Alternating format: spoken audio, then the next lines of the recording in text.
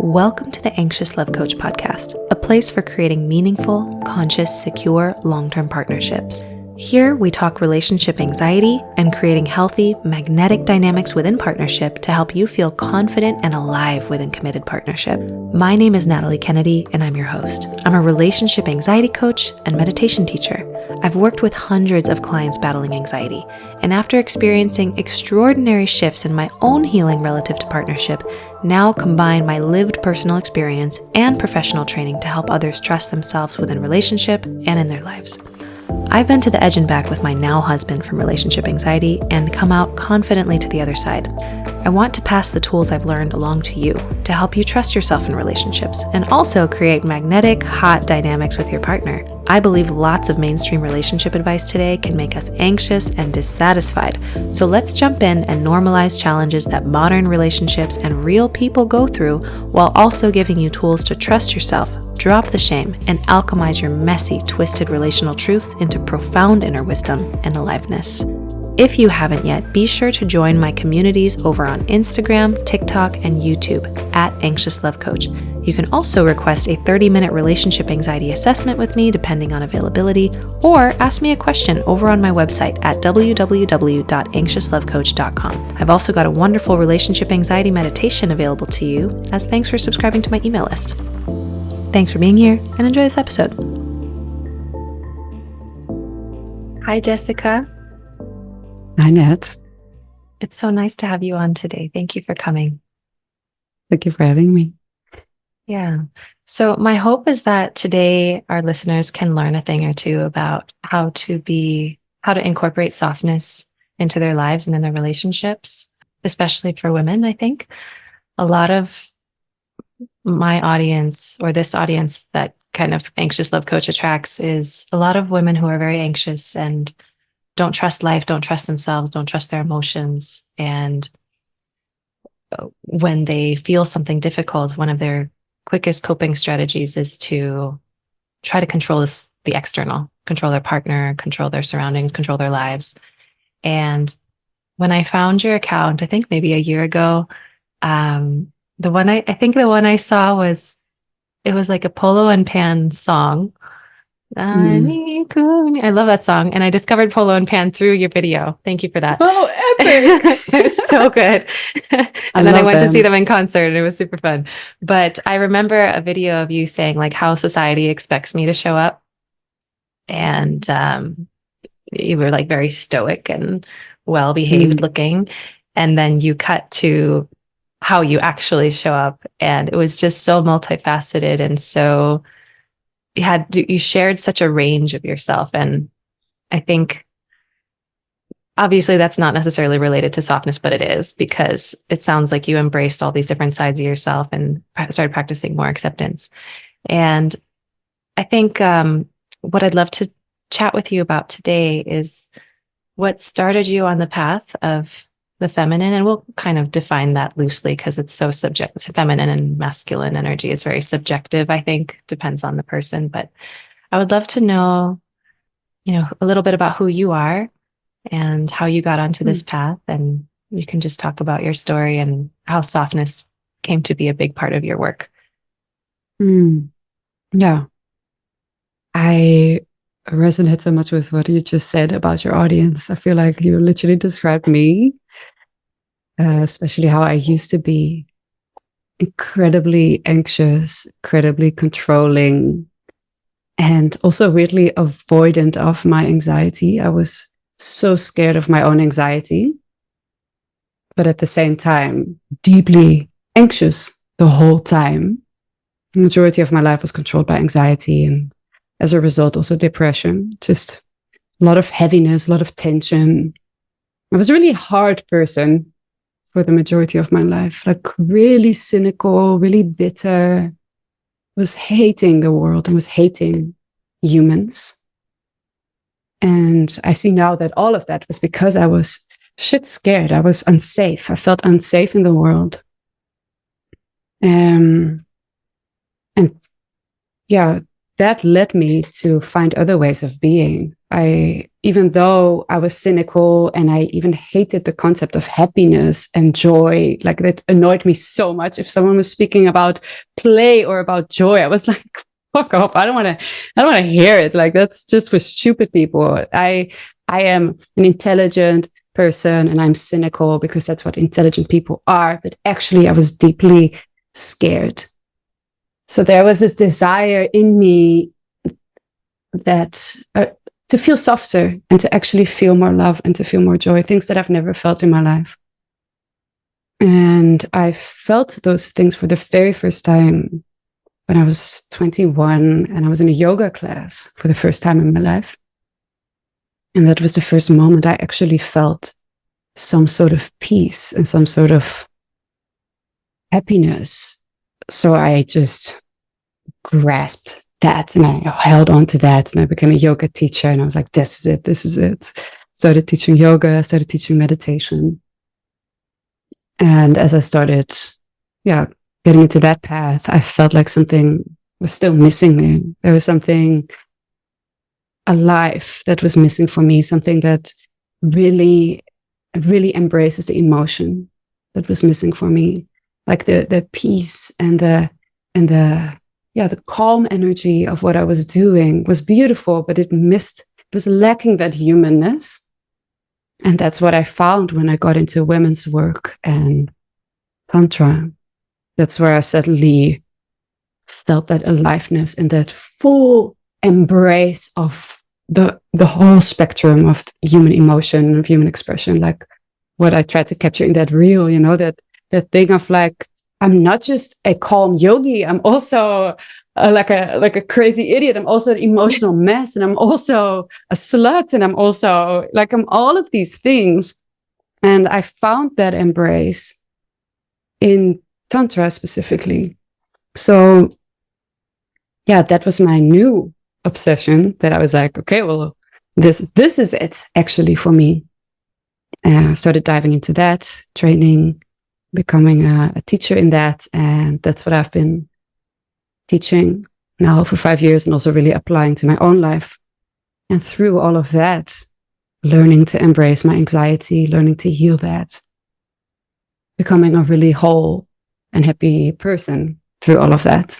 So I don't know if that answers the question, but that's sort of my journey. Oh, not only did you answer my question, you just made me want to ask 20,000 more. So good. And I relate also. And I didn't realize you were a yoga teacher and a tantra teacher. I also became a yoga teacher, but for different reasons. It was kind of an accident. Someone offered me like a really cheap certification and I wanted to quit the corporate world. And I was like, oh, cool, I can make my own hours. But I actually found that my interpretation of yoga was much more fitness based. And so if anything, I stayed hard. I'm an intense yogi and it's all about the poses and I got to get my crow pose. Yeah. It's like I took my competitive energy and just brought it right into the yoga world. So I wish I had known some of this stuff much sooner. But one thing I kind of just latched onto, because I think is you mentioned that you learn to embrace your anxiety in addition to heal it. And I think a lot of our listeners, and maybe a past version of me, see anxiety as something to overcome or get rid of. And so it was a very interesting word choice that you chose to say embrace it. Can you talk more about that? I'm very curious. Yeah, that was the biggest life I know that shift. wasn't on the question list, but I wanted to go there. Yeah, I love that question. I think the biggest change in my life was when I started to see anxiety as something intelligent, as something that I want to listen to instead of run away from. I was so scared of my anxiety. It was like the monster that haunted me. It was the evil force that tried to pull my life down. And so I was hating anxiety. I was scared of it. It was like this thing that I felt like, why are you here? Go. Like, I hate you. And the biggest shift happened when I stopped running away and stopped looking away, but actually like started to face it and be like, what do you have to tell me? And then realizing through that it is so incredibly intelligent, that anxiety is one of the most intelligent messengers that we have, and that it is actually a part of us, this really precious child part of us that is scared. So that huge, scary monster started to become a little girl. And I started listening to her, and I stopped like beating her up or running away from her, starting to realize like that's not what you would do to a child. That's what I've been doing to this child. And that was a painful process. And it still makes me emotional to think that I've done that to myself for so long. And the healing that happened when I stopped, and I literally started taking my anxiety on my lap and being like, what's wrong, my love? What do you need? What do you need to feel safe? And she would always answer. And she was so happy that I was finally listening. She was so relieved. And that is when so much energy opened in me that I was blocking, because I was blocking the anxiety. Like it was a huge energy leak, if you're tensing the whole time to avoid a feeling. But when you actually go towards it and listen to it, all this space opens up. So that was huge for me to step into my power and started listening to what she had to say. Wow.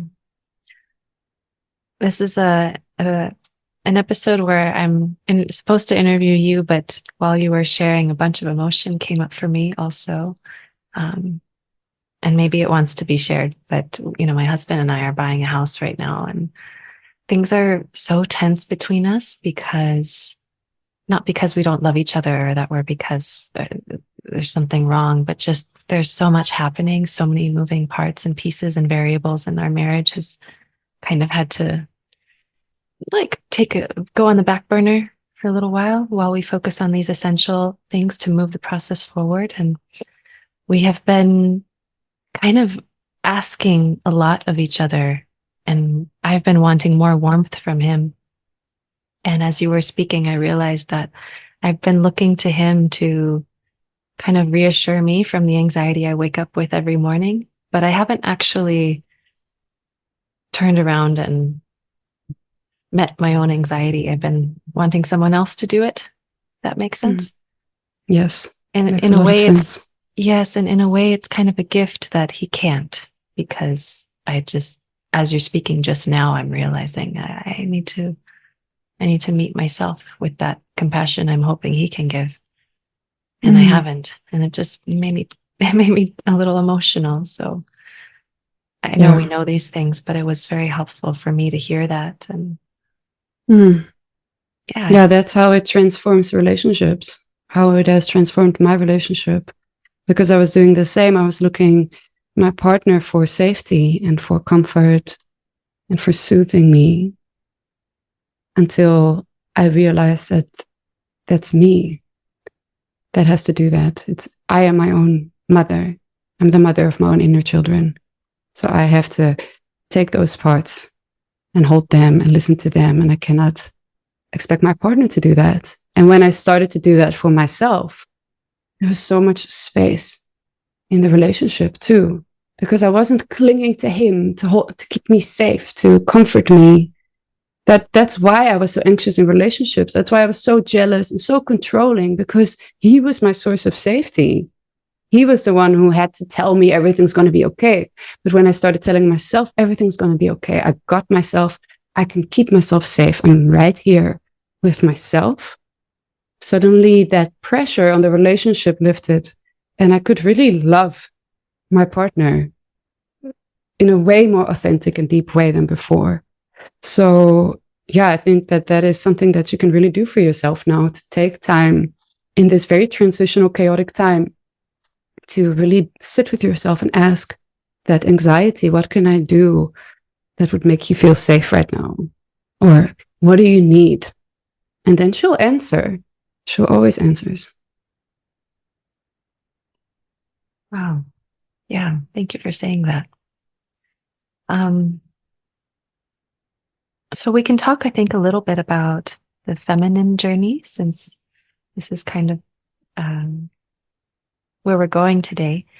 And before we started recording, we talked a little bit about how this is kind of subjective and you can dissect the definition of feminine energy and masculine energy infinitely. But that's not what this podcast is about. So at the risk of, sounding somewhat binary, we're going to loosely define femininity as a softer, more fluid energy, and the masculine energy as something more directional and consistent and boundaried and rigid. And we could also call it yin and yang. So if you're a listener and you don't like the words feminine, masculine, you can also call it yin and yang. But now that we've kind of defined that, how do you define softness in the context of the feminine journey? And what's that kind of looked like for you?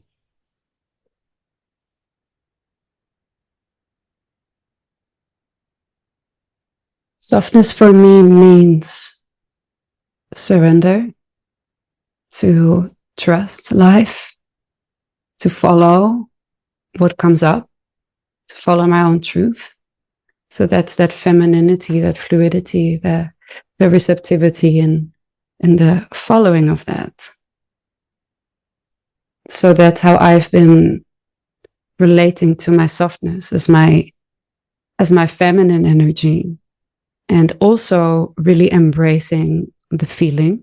So really feeling what is alive in me, listening to that, like what we just spoke about with anxiety, to not look away, but look towards it, feel it, communicate with it, and let that, lead the way.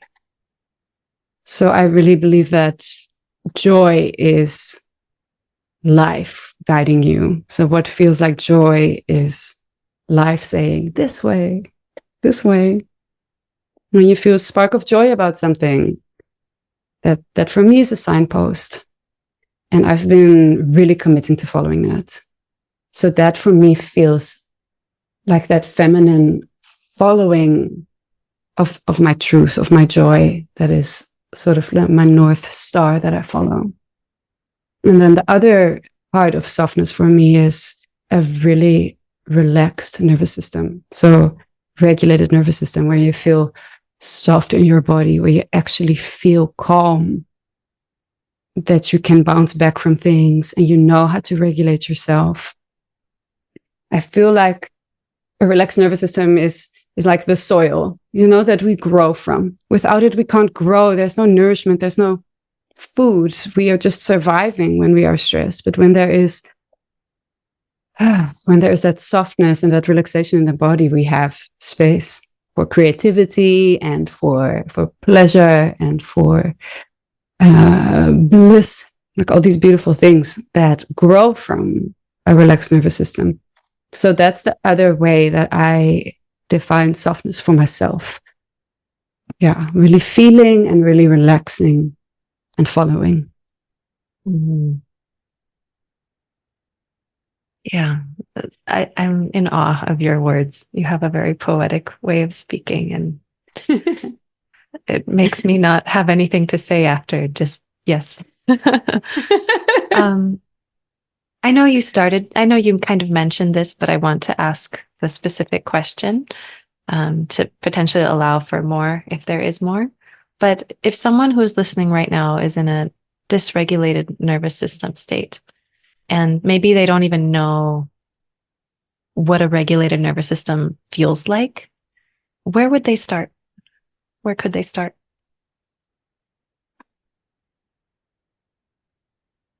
That's a good question. Especially from your tantra perspective, because I think that's really special. Yeah. I think the first foundational tool in regulation is shaking, like trembling and shaking, like really bringing movement into the body. And we feel that often when we exercise or we go dance, that somehow afterwards we feel so much more regulated. So this is something that you can create for yourself, to bring more dance into your life, or to put on a drumming song and just shake for a few moments, or trembling, like having these really primal ways of moving the body can be so supportive to regulate. And that's been such an important piece for me, to learn to be ugly, learn to be weird, learn to be like freaky with the sounds you make and the shapes, and you know, that you give this primal expression to your body. Because if you feel really into your state of being, if you are stressed or if you are angry or if you are sad, and you let your body express that, your body knows what to do. Like, your body is an animal. Like, she knows what sound is needed, what shape is needed, how to process these emotions, just like animals know how to process stress. So I think a big key is to feel into the energy that's alive in you, the emotion that's alive in you, and then listening to what wants to come up, what wants to be moved, how does it want to move, learning how to cry, learning how to sound, how to kick and scream. That when you are upset about something, that you allow yourself to be dramatic about it. This is another way of giving space to your inner child. Like, she's not rational. She's not like, she's not composed. She is a child. So it's so empowering to let yourself kick and scream and cry and throw a tantrum. Another way of doing that is journaling, but journaling ugly words, like journaling, like all caps, like just screaming on your page and being so unfiltered and allowing all of that. I feel such a relief. And that can really be that release that you need to come back to a regulated state. So the movement and the journaling are two really foundational tools that I would suggest to anyone who needs it. Mm-hmm. Yeah, I think in the beginning of my journey, I imagine you experienced this also, where I was afraid that if I expressed those ugly words, as you said, that would somehow become the truth of who I am. Like, if sometimes if I'm angry with someone, you know, it's not helpful for me to actually go to them and say, fuck off, you suck, I hate you. You know, it doesn't actually improve the relationship, but pretending that impulse isn't there is also damaging. And so I think one thing I share with a lot of my clients is that's why it's so important to have, you know, boundaried, confined spaces like a journal, or in a room that you lock for 1 hour, where you just give that impulse or that emotion space to come out in whatever way, shape, or form that doesn't necessarily get targeted at people. So that you can find the peak of that feeling. And in my experience, even just allowing myself to cuss some imaginary person out without actually cussing them out, it brings me back to a space where nothing needs to change about the situation. I'm in acceptance of the moment. But for a brief while, I needed to not be in acceptance of the moment, and or maybe acceptance of my emotions in the moment. Still, it's still acceptance. It's just you're accepting your impulse. And then it's beautiful because after that, you arrive in this regulated space where you can see clearly, and you don't have like blinders over your eyes from your own emotions that you're not seeing. Yeah, I think it's way more damaging to try and pretend that we're not feeling something than to give it an apologetic space. And that can be tricky because we never learned to do that. You know, we all learn to control and hide and not give into certain feelings that are seen as negative, like jealousy or insecurity, or like the ugly feelings that we have. But by avoiding them or pretending they're not there, they actually stick around and they fester and they sit in us. So it's way more potent to go like, I'm feeling these ugly feelings. I'm feeling jealous. I'm feeling controlling. Rage. I'm feeling rage angry. Is my hard one. Yeah. That's such a hard one. It's so potent to go actually give space to and like just lose your fucking shit. I guide sacred rage practices, and it's so epic because it's a big one for women, you know, to to actually learn how to scream and learn how to kick and punch and let that out. So much power there. But if we repress that and we go like, no, I'm not angry. I'm fine. I'm soft. Like, I'm a soft person. I have no anger. I'm a soft woman. I only have love. No, girl.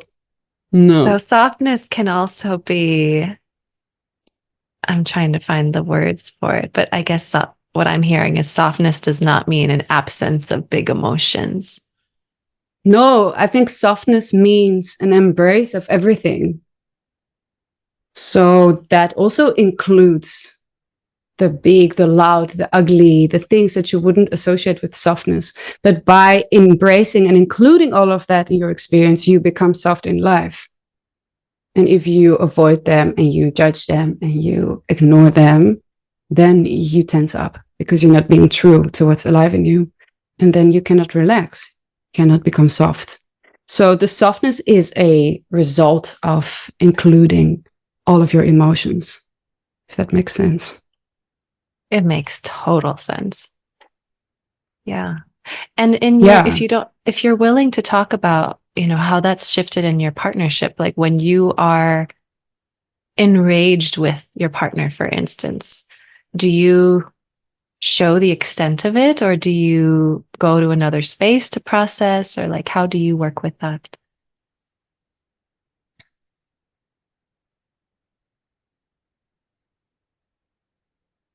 I started by doing this in my own private space, by not involving him in that process and using my bedroom, or when we still lived apart, my own home, my journal, all these private spaces to get ugly and real about what I was feeling. It felt at that point that it really was my thing to deal with and my thing to, express. And over time, I've started including him more in that. But asking for permission, I think that's so important. It's not good if you just throw it onto your partner and be like, deal with it. This is my truth. This is my expression. That's not fair. I think it's important that your partner also feels safe in you expressing your thing, feeling your emotions. So we've been doing couple sessions where we touch on rage or on like my sexual trauma, that he's there with it. And through becoming more comfortable sharing those kind of experiences, it is sort of bled into our daily life, where sometimes I ask him, like, can you please hold me? Because I just want to cry and I don't know why. I just have this emotion come up. Mm-hmm. Or I tremble when he holds me. Things like that he now knows that it's not about him. It's about me having an energy and an emotion in my body that needs space. So now it's more also a shared space. But I think in general, it's still me doing that with myself. When he's away, that I, give space to those feelings. Makes sense. Mm. Yeah, and through that, through being able to give myself space for those feelings, also growing love for him, because I knew I could hold myself, and then I could meet him again from this place of like, I got myself, but I choose to be with you. You know what I mean? Yeah, it's stepping out of, I guess, what we might call codependency and into a more interdependent space where I don't need you. I want you and I choose you, not because I have to, but because I want to. Yeah. And that you are completely whole on your own, standing on your own 2 feet. Yeah. But you can, from that place, you can choose to sometimes lean on each other, knowing that you've got yourself in case that falls through. Yeah, interdependency is the word. Yeah. You're two whole people that are not perfect. You still have stuff come up, and you can hold each other in that. There's a vulnerability, but there's not that it feels like you're a victim of the other. But there's this like authority, I guess, this maturity in yourself that you're like, I can hold myself, and you can hold yourself. You know, you're two mature whole people. Yeah. Yeah. It's a good reminder, especially when, like I said, things are tense, that we don't attempt to rescue anybody but ourselves. Yeah. Okay. It's so interesting because I had what you're sharing is actually it's not easy, but it's in fact so simple. And it almost feels like more doesn't need to be said. There's like power in less is more. But I think even just in this conversation, I feel very softened. It's really quite profound.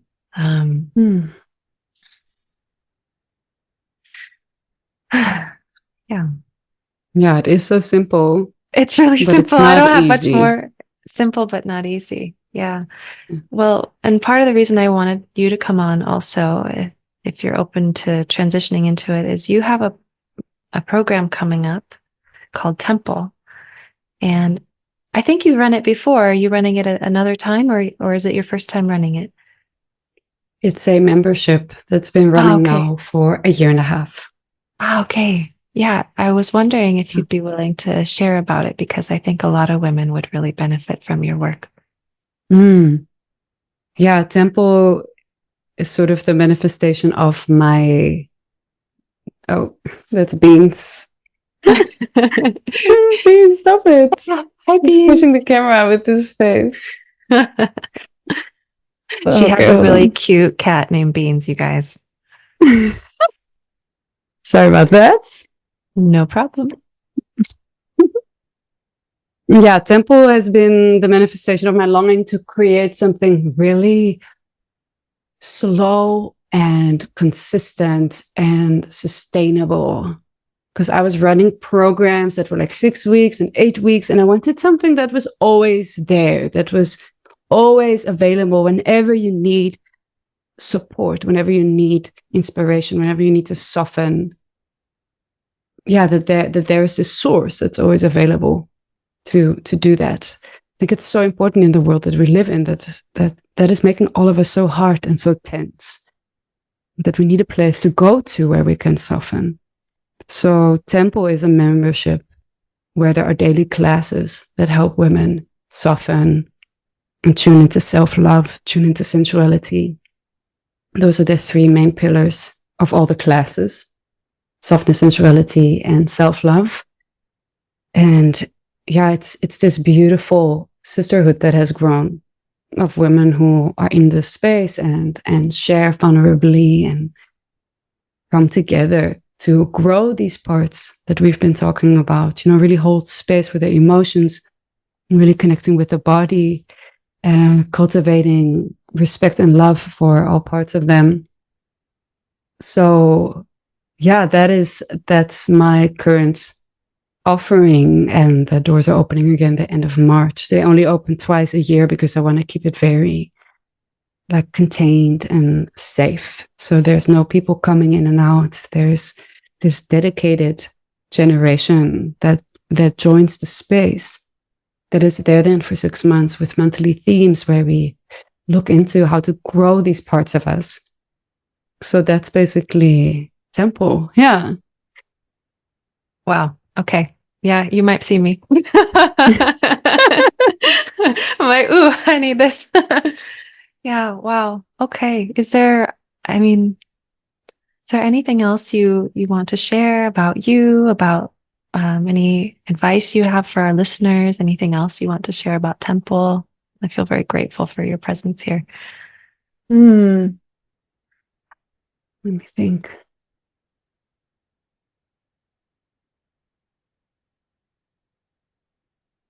I think the most important tool that I want every woman to carry in her back pocket, or every person to carry in their back pocket, is the question, what do I need to feel safe right now?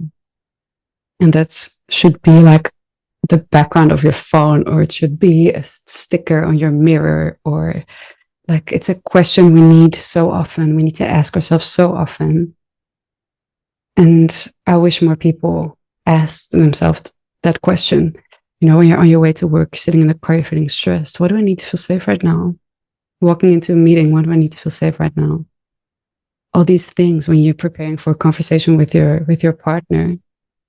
What do you need to feel safe in that moment? And you'll be surprised by how simple and practical the answers often are. And that way you start to really listen to your inner child, or the anxious part of you. And by listening more to that part of you, you start to grow an inner environment of safety, because your being is like, oh, she's listening. I'm being heard. I'm being held. Yay. And then she starts to open up, and that's when you start to feel more creative and more playful. And, you know, so it starts with that question. So that's my biggest, piece that I just want everyone to have. Oh, what do I need to feel safe right now? It's a question I definitely don't ask myself enough. And you're right. It's so simple. And yeah, I feel curious. And again, it's one of those questions that just came up out of the blue. But what are the answers that come up for you sometimes? often it is something simple like take a nap or rest. You know, that I feel overwhelmed. I feel overstimulated. I just need to cocoon. I need to lay down, get a blanket. Just to lay down and put a blanket over me is so powerful, to just like slow down and rest. And other things are more like, I want to dance. I want to go for a walk. Like more these, like I want some movement in my life. And another answer that has been coming up a lot that I've been listening to is like cute, cozy crafts. Like she wants to do a lot of crafts. So I've been crafting. Oh my I've been gosh. like knitting. I've been painting. I've been cross stitching. Like all these things that came up as like, I just want to do like cute, creative things. And by doing that, I start to feel so relaxed. And then I have new inspiration for my work, or I have new love for my friends. You know, so it's always worth listening to, however silly the answer is. Amazing. Thank you for sharing those very concrete things, because my brain was like coming up with these very complicated answers. I need to validate my emotions in a very complicated way, or which, you know, that can be helpful. I was coming up with these like very esoteric, I need to schedule a $400 session with a therapist or something like that. But it's like, oh no, you could just cross stitch, Natalie. Yeah, way better than therapy. No, you have Honestly, to that's think another about like topic what would a for child another say? day. Right. A child wouldn't say, I want to make an Excel sheet of my monthly costs. Like, no, she will say, I want to hug a tree right now. That is so helpful and annoyingly simple. It's like, oh yeah, right. I'm going to go to the art store today, I think. Please go to an art store and let your inner child pick something. So it's the best. It's the best thing to do. Oh my God. I'm literally going to do that like now, like as soon as I get off this. Oh, thank you so much, Jessica. This has been really blissfully potent and simple and short, but I don't know, I'm used to like rambling on for an hour, but you are so concise and said so much with very little. And I find that extremely refreshing in a world of like more is better. I'm very happy about this. Where can we find you in Temple? I'm going to put links in the show notes below for those of you that want to join Temple, but also any other places that we can find you and enjoy your work. Yeah, well, come find me on Instagram. That is at Jessica Fawn _ Intothetemple.com is my website for my temple membership. And when does it start? When is the start date again? The registration opens the last week of March, the final week of March. It's only open for a week, so it's quite a short time. Yeah. But you can find all of that on my Insta. I'll be loud about it on Instagram, and on my website there's information about it. So it's perfect. I'll include all that in the show notes so you guys can find Jessica.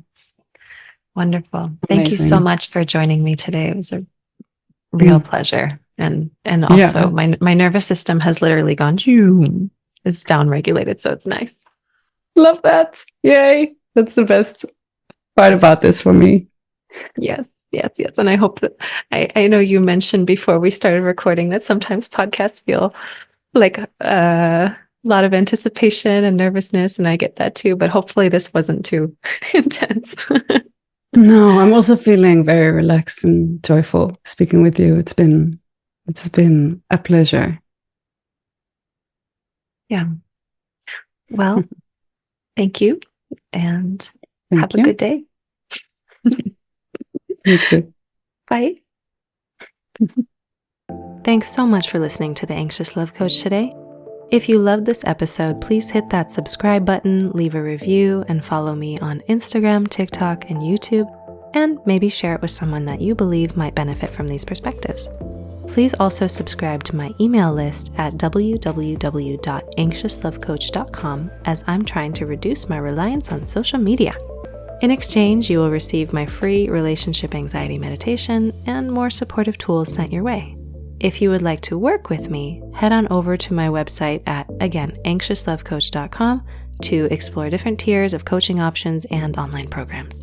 Thanks again for listening, and catch you in the next episode. Have a blessed day.